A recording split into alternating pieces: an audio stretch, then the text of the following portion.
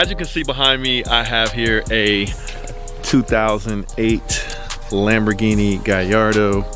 I picked it up not too long ago, just about 2 months ago from Maryland. And it's like I said, it's a 08.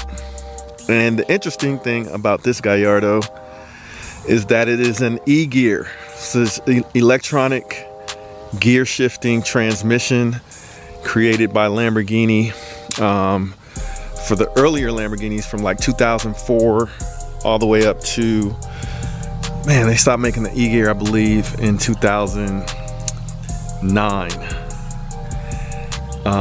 Could have been later than that, but I believe it was 2009. This is like what they call a first gen Gallardo, which went to 2004, 2008, and then 2009 they upgraded the Gallardos a bit and they ran to 2014. So I'm very happy with this car. I love this car, and I'm going to show you guys how to drive it. All right, so when you get yours, for those of you that are interested in getting a Gallardo, you are going to know exactly how to operate this vehicle. And it's a little bit different from a regular automatic or from a manual, but it's got a little bit of a mixture of both. So let me show you the basics. First of all, how you start this car. So you do have to be careful when you start this car because it's actually like a manual transmission vehicle when you start it. So let me show you guys how to start the car. All right, opening the door in a Gallardo is pretty simple. In a Huracan, you got to pay attention though. Opening the door is a little bit. I'm gonna show you guys how to start it. It's not a push button start, unlike what people think. There's a key, and put the key in. Now, the thing you got to be careful of, it's like a manual, so you got to make sure the indicator says in for neutral, because in some cases, let's see, had to turn the wheel a little bit. In some cases, if it's in first gear, look, the car can be off, but it can be in first gear, which is the preferred way you're supposed to keep the car parked, so that if your handbrake is not tight, the car won't slip. So yeah, so anyway, you make sure it's in neutral, because if I start it in first gear, it'll lurch forward just like a manual vehicle if you start a manual vehicle in first gear. So let's put it in neutral. The way you put it in neutral is there's two paddle shifters, one on the left and then one on the right. To put it in neutral, you hold both of them at the same time. So let's try that. All right, I just flick both of them. Now you can see it's in neutral. Now we can start up the car.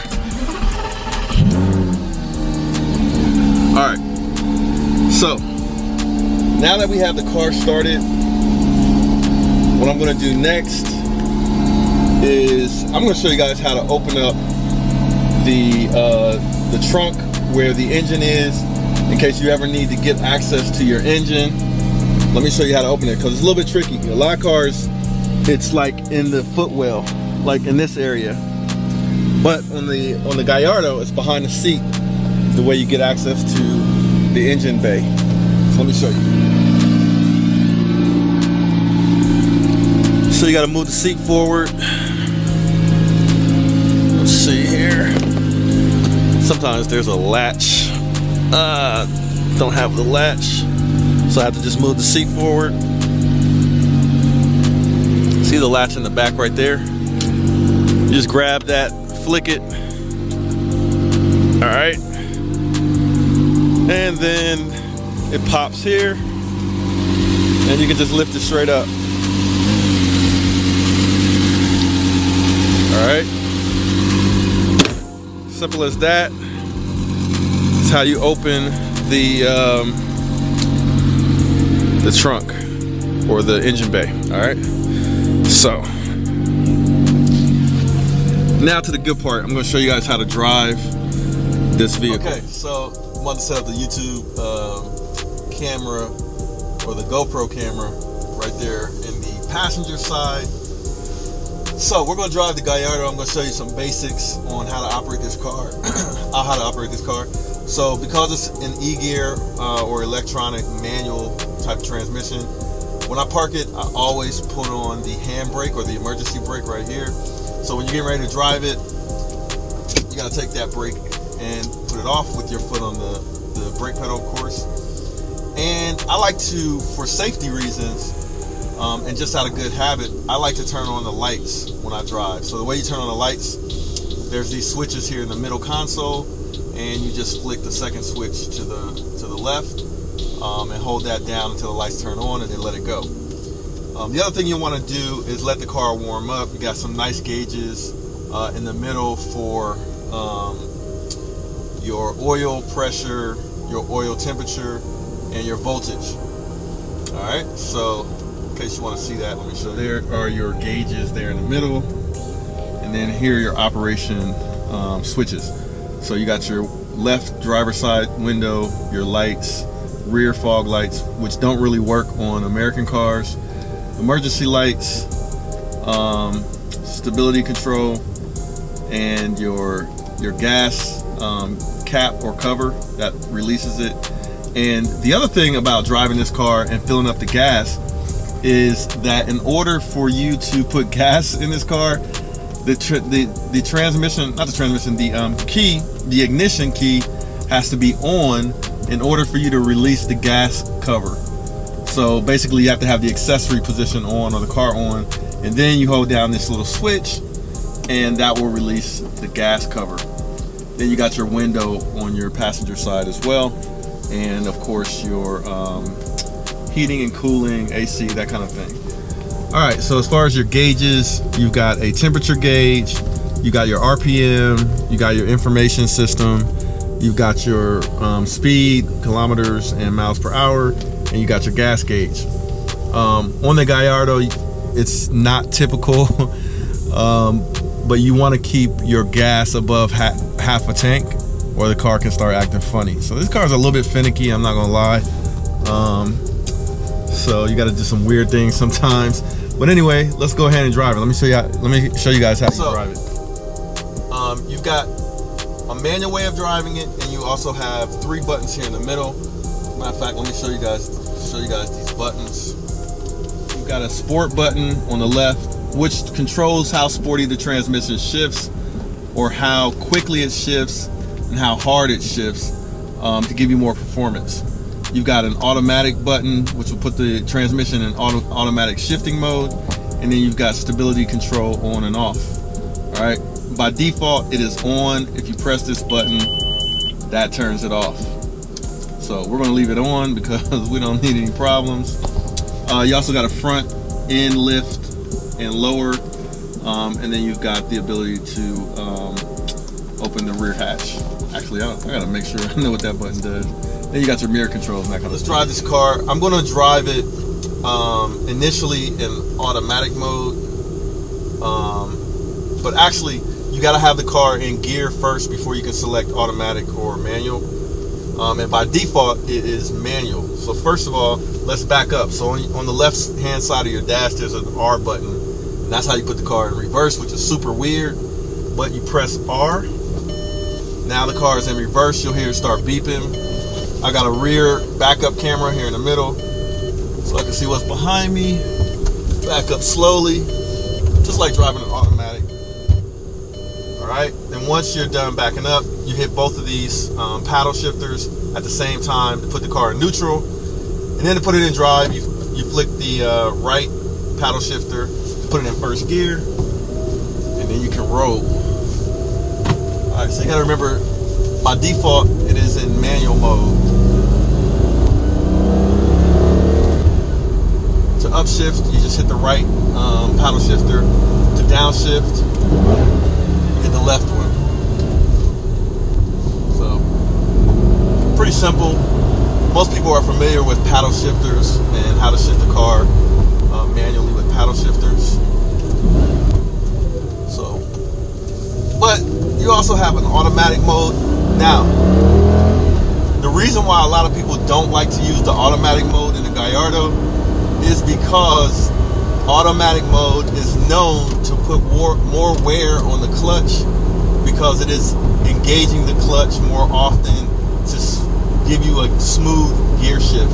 So those of you that know how to drive a manual transmission vehicle and operate a clutch manually with your left foot, you know that you can ride the clutch and get more smoother clutch engagement by engaging the clutch earlier and more often, but that wears your clutch out a little bit more. So most of us who have Gallardos prefer not only to drive in manual mode with the paddle shifters, but we also like to drive in sport mode. So if I hit the sport button and I'll turn traction control back on, let me get that back on. Alright, sport mode, there we go, sport mode. So now when I shift it, it's just a little bit more firm. Now I just shifted from 5th to 6th, so you couldn't really tell. But if I downshift a little bit, you can hear it pretty good. There we go.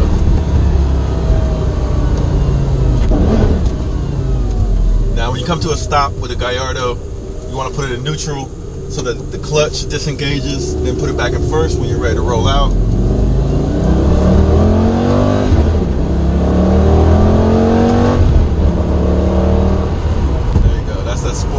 Sport mode shifting, kicking in. Man, Gallardo is a really enjoyable car to drive, but it's got its quirks and its differences from your more modern cars, your more modern transmissions, but really fun car to drive, and that is how you drive it. So if you got any questions about how to drive a Gallardo, make sure to drop me a comment and ask your question in the comment section of this video. And more than anything, drop me a comment. Let me know if you like this video. And if you are already a subscriber and you're interested in my content on how I'm able to afford the supercars like the Lamborghini Gallardo, I have a Lamborghini Huracan, I have a Dodge Challenger Hellcat, I've got a few cars, right? If you're interested in how I'm able to afford those cars, I started a channel to talk about investing in real estate because I am a real estate investor, and as a matter of fact, I'm on my way to go check out Project Huracan. So if you're interested in that real estate content, subscribe to my channel, Real Estate 101, link in the description.